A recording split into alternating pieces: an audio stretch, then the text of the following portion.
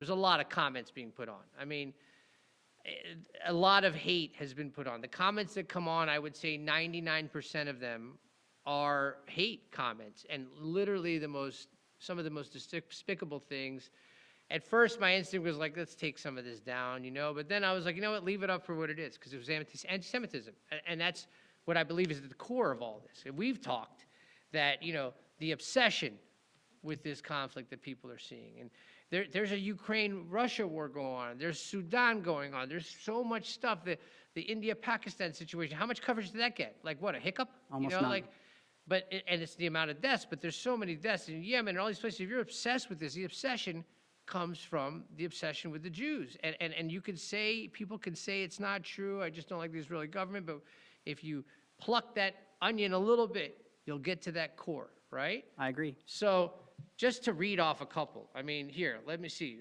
This comes from a guy, I'm not even gonna name the names, but it comes from a guy, let's just say Jacques McClure, right? He puts a comment up, Israel sucks, exclamation point, right? Right.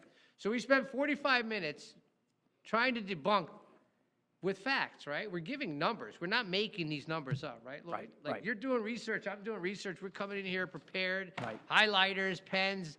This isn't us spatting propaganda, right? Right, right. Remember, Lloyd is an American citizen, Democrat for years, right? whole life. For his whole life, right? right. His whole family, like, is not an Israeli, right? Nope. And he's over here spatting facts and has literally had to switch parties, or I don't even know if he switched parties, just kind of left in the middle, kind of like all of us.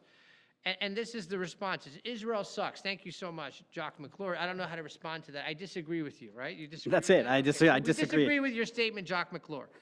Nadel, all right? Free Palestine. Okay, fine.